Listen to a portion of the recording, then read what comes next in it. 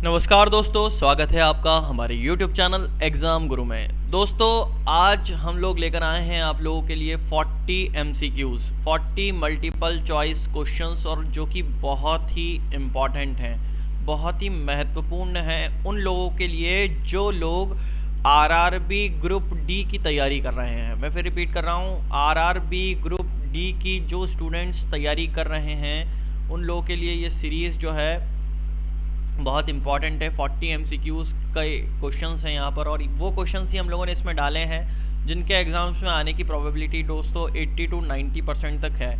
80 to 90% आप देखेंगे questions, इनमें से बैठने के चांसेस हैं।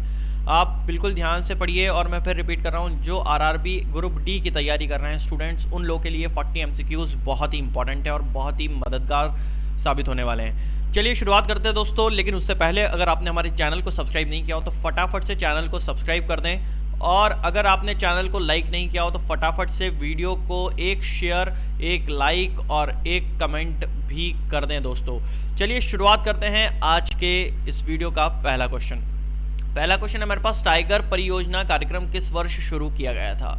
चलिए फटाफट बताएंगे किस वर्ष शुरू किया गया था। चलिए इसका उत्तर देख लेते हैं। इसका उत्तर है दोस्तों 1973 में जो है टाइगर परियोजना बाघों की संख्या को बढ़ाना तथा उनके प्राकृतिक वास स्थल को सुरक्षित तथा संरक्षण प्रदान करने के लिए 1973 में उस समय की जो भारत सरकार थी, भारत सरकार जिनकी भी थी उस समय की जो भारत सरकार थी, वहाँ उन्होंने ये महत्वपूर्ण परियोजना शुरू की थी। चलिए दोस्तों अगला प्रश्न देख लेते हैं। निम्न में कौन एक राजनीतिक अधिकार है? निम्न में कौन एक राजनीतिक अधिकार है? कौन सा अधिकार है इसमें जो राजनीतिक अधिकार है?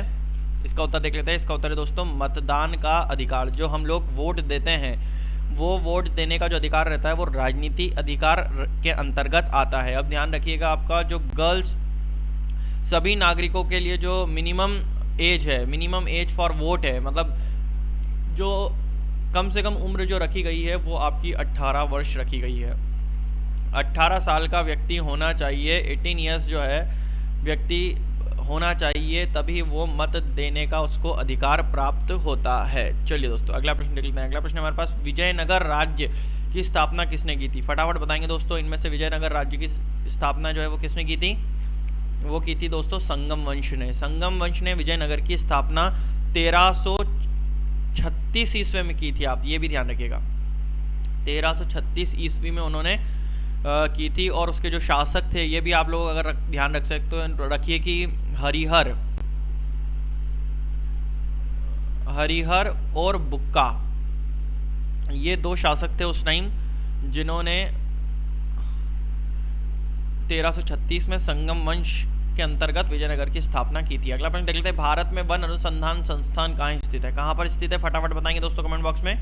चलिए इसका उत्तर देख लेते हैं। इसका उत्तर है देहरादून में स्थित है। अगला प्रश्न देख लेते हैं। आर्द्र विषुवतीय जलवायु में वर्षा का मुख्य प्रकार क्या है? क्या है फटाफट बताएंगे दोस्तों।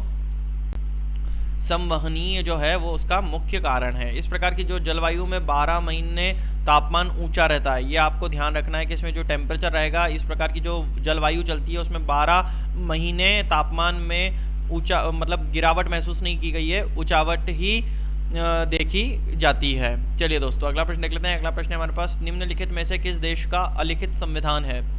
कौन सा किसका जो है संविधान वो अलिखित संविधान है? वो है यूके का, यूनाइटेड किंगडम का जो आपका संविधान है वो अलिखित संविधान है, वहाँ पर कुछ भी लिखा हुआ नहीं है। और आप लोग ये ध्यान रखिएगा कि यूके जो है, यूके से ही हमने सबसे ज़्यादा जो है वो संविधान में चीज़ें ली हैं, लेकिन हमारा संविधान लिखित संविधान है। पृथ्वी शिखर सम्मेलन, पृथ्वी बचाओ का आयोजन किया था, किसने किया था? फटाफट आंसर बताएंगे दोस्तों कमेंट बॉक्स में कमेंट करके। चलिए इसका उत्तर देख लेते हैं। इसका उत्तर दोस्तों UNCED ने किया था। चलिए अगला प्रश्न देख लेते हैं। किस देश ने समुद्र की रानी की उपाधि प्राप्त की है? किस देश ने समुद्र की रानी की उपाधि प्राप्त की है? चलिए इसका उत्तर देख लेते हैं। इसका उत्तर दोस्तों फ्रांस ने समुद्र की रानी की उपाधि प्राप्त की है। अगला प्रश्न देख लेते हैं। अंतर्राष्ट्रीय श्रम संगठन का मुख्यालय कहाँ पर है? बताएंगे फटाफट कहाँ पर है। चलिए इसका उत्तर देख लेते हैं। इसका उत्तर है दोस्तों जेनेवा। जेनेवा में जो है अंतर्राष्ट्रीय श्रम संगठन का मुख्यालय है। अगला प्रश्न देख लेते हैं। अगला प्रश्न हमारे पास, प्रसिद्ध क्रूगेर नेशनल पार्क स्थित है? कहाँ पर स्थित है? फटाफट आंसर बताएंगे दोस्तों कमेंट बॉक्स में। चलिए इसका उत्तर देख लेते हैं। इसका उत्तर है दोस्तों दक्षिण अफ्रीका में प्रसिद्ध क्रूगेर नेशनल पार्क जो है वो स्थापित है। और दोस्तों ये भी ध्यान रखना अपने को कि लिम्पोपो और पुमालगंगा जैसे प्रांतों में ये फैला हुआ है। ये ध्यान रखना है कि ये जो विश्व का सबसे बड़ा नेशनल पार्क है, आप लोगों को ये भी बहुत चीज़ ध्यान रखनी है कि जो दक्षिण अफ्रीका में ये क्रूगेर नेशनल पार्क है वो विश्व का सबसे बड़ा नेशनल पार्क है, जो कि पूरे 19,485 स्क्वायर किलोमीटर के क्षेत्र में फैला हुआ है। स्क्वायर किलोमीटर के क्षेत्र में फैला हुआ है, 19,485 स्क्वायर किलोमीटर के क्षेत्र में फैला हुआ है। ठीक है, अगला प्रश्न देख लेते हैं। अगला प्रश्न हमारे पास, निम्न में से कौन सी फिल्म सत्यजीत रे द्वारा निर्देशित की गई है? इनमें से कौन सी पिक्चर जो है सत्यजीत रे द्वारा की गई है? सलाम बॉम्बे, जो कि 1988 में रिलीज फिल्म है। ठीक है, अगला प्रश्न देख लेते हैं। अगला प्रश्न हमारे पास, भारत के अटॉर्नी जनरल की नियुक्ति कौन करता है? बताएंगे फटाफट कौन करता है। चलिए इसका उत्तर देख लेते हैं। भारत का राष्ट्रपति जो है वो भारत का अटॉर्नी जनरल नियुक्त करता है, जो कि ये दिया गया है अनुच्छेद 74A में। आर्टिकल 76(1) जो है उसमें आप लोगों को देखने को मिलेगा कि जो भारत की अटॉर्नी जनरल की जो नियुक्ति है उसके बारे में पूरा विस्तार के साथ दे रखा है। अगला प्रश्न देख लेते हैं। वनरोपण प्रक्रिया है, वनरोपण क्या किसकी प्रक्रिया है? फटाफट उत्तर बताएंगे। चलिए इसका उत्तर देख लेते हैं। इसका उत्तर है दोस्तों और पेड़ लगाने की है।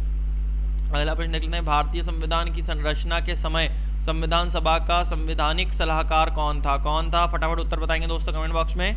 चलिए इसका उत्तर देख लेते हैं। इसका उत्तर है दोस्तों BN राव। अगला प्रश्न देख लेते हैं। नीली क्रांति यानी कि ब्लू रिवॉल्यूशन संबंधित है, किससे संबंधित है? फर्स्ट सब जानते हैं, मछली उत्पादन से संबंधित है। अगला प्रश्न देख लेते हैं। निम्न में से कौन सा मूल अधिकार केवल भारत के नागरिकों के लिए है? फटाफट उत्तर बताएंगे दोस्तों कमेंट बॉक्स में।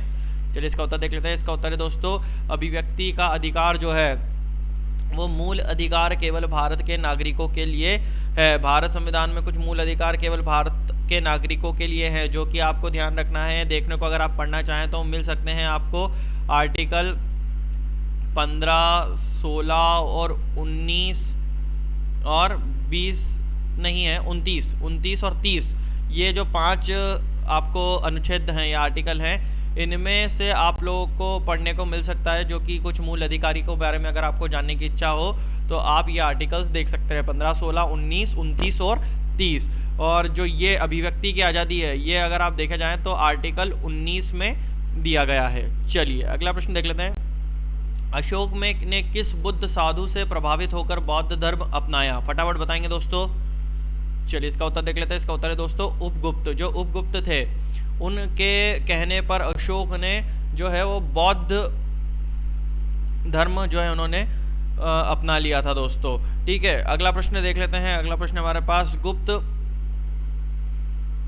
काल में किस धातु के सर्वाधिक सिक्के जारी किए गए थे? फटाफट आंसर बताएंगे दोस्तों। चलिए इसका उत्तर देख लेते हैं। सोने के जो थे सबसे ज़्यादा सिक्के गुप्त काल में सोने के ही जारी किए गए थे। चलिए अगला प्रश्न देख लेते हैं। अगला प्रश्न हमारे पास, वाला स्ट्रीट किसका नाम है? वाला स्ट्रीट जो है वो किसका नाम है? न्यूयॉर्क का स्टॉक एक्सचेंज का नाम जो है वो वाला स्ट्रीट नाम से जाना जाता है दोस्तों। वाला स्ट्रीट एक मार्ग है जो लोअर मैनहट्टन न्यूयॉर्क सिटी मतलब जो USA में है। USA में वाला स्ट्रीट जो है वो एक मार्ग है, रास्ता है, लेकिन उसी स्ट्रीट को हम लोग वहाँ पर क्यों है? क्योंकि वहाँ पर न्यूयॉर्क का स्टॉक एक्सचेंज का बहुत बड़ा ऑफिस है, ग्रह मतलब वहाँ पे ही उसकी पूरी ऑफिस है, जहाँ पर पूरे दुनिया का स्टॉक एक्सचेंज उस पर आधारित रहता है। अगला प्रश्न देख लेते हैं। गुप्त काल के चांदी के सिक्के को कहते थे, क्या कहते थे? उसको कहते थे रूप्य कहते थे। अगला प्रश्न देख लेते हैं। निम्न में से कौन सा एक वितलीय आग्नेय शेल का उदाहरण है? कौन है? फटाफट उत्तर बताएंगे दोस्तों कमेंट बॉक्स में। चलिए इसका उत्तर देख लेते हैं। इसका उत्तर है दोस्तों ग्रेनाइट। अगला प्रश्न देख लेते हैं। संविधान का कौन सा भाग राज्य नीति के निर्देशक सिद्धांतों से संबंधित है? कौन ऐसा है? चलिए भाग चौथा। अगला प्रश्न देख लेते हैं। अगला प्रश्न हमारे पास, केंद्रीय खाद्य प्रौद्योगिक और अनुसंधान संस्थान CFTRI कहाँ पर है? फटाफट उत्तर बताएंगे दोस्तों कमेंट बॉक्स में कमेंट करके। चलिए इसका उत्तर देख लेते हैं। इसका उत्तर है मैसूर में स्थित है। अगला प्रश्न है हमारे पास, निम्नलिखित में से किसको भारत में नकदी फसल माना जाता है? किसको माना जाता है? उत्तर बताएंगे दोस्तों कमेंट बॉक्स में। चलिए इसका उत्तर देख लेते हैं। इसका उत्तर है दोस्तों प्याज। अगला प्रश्न हमारे पास, भारत के राष्ट्रपति के चुनाव के लिए नागरिक को कितनी आयु पूरी लेनी चाहिए, कितनी आयु पूरी कर लेनी चाहिए? चलिए इसका उत्तर देख लेते हैं, 35 वर्ष। जो भारत के राष्ट्रपति के चुनाव अगर तभी लड़ सकता है जब वो 35 वर्ष का हो। ये किसमें दे रखा है, ये भी ध्यान रखिएगा आपको, ये आपको मिलेगा आर्टिकल 58 में। हाँ, आर्टिकल 58 में आप लोगों को ये देखने को मिलेगा। चलिए अगला प्रश्न देख लेते हैं, तारपीन का तेल कहाँ से मिलता है? तारपीन का तेल कहाँ से मिलता है आपको? चीड़ का पेड़, जो चीड़ का पेड़ रहता है वहां से तारपीन का ऑयल आपको मिल जाता है। निम्न में से कौन सी नदी हिमालय से परे की नदी है? कौन सी परे की नदी है? सतलज नदी जो है वो आपको हिमालय से परे की नदी है। ये भी ध्यान रखना है अपने को। जो सिंधु और ब्रह्मपुत्र नदी है वो भी हिमालय पार्क के क्षेत्र से उगमती है, मतलब हिमालय से निकली हुई नदियां हैं। अगला प्रश्न देख लेते हैं, वायुमंडल में जिस ओजोन छिद्र का पता लगाया गया है वह कहाँ स्थित है? कहाँ पर स्थित है? फटाफट उत्तर बताएंगे। चलिए इसका उत्तर देख लेते हैं। इसका उत्तर है दोस्तों अंटार्कटिका के ऊपर स्थित है। अगला प्रश्न देख लेते हैं, शासन की एकात्मक पद्धति का लाभ है, क्या है? दृढ़ राज्य। दृढ़ राज्य जो है शासन की एकात्मक पद्धति का राष्ट्र का लाभ है। चलिए अगला प्रश्न देख लेते हैं, दो बड़े भू समूह को जोड़ने वाली संकीर्ण भूपट्टी को क्या कहते हैं? क्या कहते हैं? चलिए इसका उत्तर है, इसका उत्तर देख लेते हैं, भूसंधि कहते हैं। जो दो बड़े भू समूह रहते हैं उनको जोड़ने वाली जो एक संकीर्ण भूपट्टी रहती है उसको भूसंधि कहा जाता है। अगला प्रश्न देख लेते हैं, निम्न में से कौन सी भारत की रबी फसल नहीं है? इनमें से जो है वो रबी फसल कौन सी नहीं है? सब जानते हैं जूट जो फसल है वो रबी फसल नहीं है। अगला प्रश्न देख लेते हैं, निम्नलिखित में से कौन सी उच्च भूमि तेलंगाना पठार का अंग नहीं है? कौन सी जो है वो तेलंगाना पठार का अंग नहीं है? अरावली। अरावली जो है वो तेलंगाना पठार का अंग नहीं है। चलिए अगला प्रश्न देख लेते हैं, ईंटों के निर्माण के लिए कौन सी मिट्टी का प्रयोग किया जाता है? कौन सी मिट्टी का प्रयोग किया जाता है? लेटेराइट मिट्टी का जो है वो प्रयोग किया जाता है। लेटेराइट मुद्राएं फसलों की कृषि के लिए पर्याप्त उपजाऊ नहीं रहती है, ये ध्यान रखना है आपको। जो मुद्राएं रहती है लेटेराइट की वो कभी भी कृषि के लिए पर्याप्त उपजाऊ नहीं रहती है। फसल की उपजों के लिए इसमें खाद और उर्वरक की भारी मात्रा डाली जाती है। मतलब सिर्फ अगर आप लेटेराइट डाल दोगे तो वो उससे कोई मतलब नहीं रहेगा, उसमें आप लोगों को खाद और उर्वरकों की बहुत ही भारी मात्रा उसमें डालनी पड़ती है। चलिए दोस्तों अगला प्रश्न देख लेते हैं। अगला प्रश्न है हमारे पास, भारत के उपराष्ट्रपति के पदों पर लगातार 2 बार कौन रहा था? इनमें से कौन थे जो रहे थे? चलिए इसका उत्तर बताएंगे। इसका उत्तर है दोस्तों डॉक्टर एस राधाकृष्णन जो है वो 2 बार सलंग उपराष्ट्रपति बनने वाले पहले उपराष्ट्रपति थे। अगला प्रश्न देख लेते हैं, ज्ञानपीठ पुरस्कार किस क्षेत्र वालों को दिया जाता है? किस क्षेत्र को मिलता है ज्ञानपीठ? सब जानते हैं साहित्य के क्षेत्र में ज्ञानपीठ पुरस्कार दिया जाता है, जो जिसकी स्थापना 1965 में शांति प्रसाद जैन द्वारा की गई थी। किनके द्वारा की गई थी 1965 में? शांति प्रसाद जैन द्वारा। ये ध्यान रखना है आपको, शांति प्रसाद जैन जो थे उनके द्वारा की गई थी। ठीक है, और सबसे पहले तो भारत का एक प्रतिष्ठित साहित्यिक पुरस्कार है ये ज्ञानपीठ पुरस्कार जो है भारत का एक प्रतिष्ठित है पुरस्कार है और 1965 में इसकी देना प्रारंभ किया गया था। ठीक है, चलिए दोस्तों अगला प्रश्न देख लेते हैं, किसे भूमध्य सागर का लाइट हाउस कहते हैं? भूमध्य सागर का लाइट हाउस किसे कहते हैं? सिसिली का स्ट्रोम्बोली को हम लोग भूमध्य सागरीय का लाइट हाउस कहते हैं। इसके निरंतर प्रस्फुटन से इसमें क्रियाशीलता बनती रहती है, जिसके फलस्वरूप इसे भूमध्य सागर का प्रकाश स्तंभ उपनाम से जाना जाता है। चलिए अगला प्रश्न देख लेते हैं, सुनामी का प्रमुख कारण क्या है? क्या है इनमें से? देखें फटाफट, क्या बताएंगे? चलिए इसका उत्तर देख लेते हैं। इसका उत्तर है दोस्तों समुद्री सतह पर जो भूकंप आता है वो सुनामी का मुख्य कारण होता है। अगला प्रश्न देख लेते हैं, ट्रांस साइबेरियन रेलवे के टर्मिनल हैं, क्या हैं? चलिए इसका उत्तर देख लेते हैं। इसका उत्तर है दोस्तों सेंट पीटर्सबर्ग और व्लादिवोस्टोक जो है वो आपके ट्रांस साइबेरियन रेलवे के टर्मिनल हैं। चलिए दोस्तों अगला प्रश्न देख लेते हैं। अगला प्रश्न हमारे पास, भारत रत्न पुरस्कार से सम्मानित प्रथम विदेशी कौन थे? कौन थे भारत रत्न से पुरस्कार प्रथम विदेशी? चलिए इसका उत्तर देख लेते हैं। इसका उत्तर है दोस्तों खान अब्दुल गफ्फार खान जो थे वो पहले ऐसे विदेशी थे जो भारत रत्न से पुरस्कृत थे। चलिए दोस्तों आज के इस वीडियो का अंतिम प्रश्न के निम्नलिखित में से बिजली का नवीकरण यानी कि रिन्यूएबल संसाधन कौन सा है? फटाफट आंसर बताएंगे दोस्तों कमेंट बॉक्स में कमेंट करके।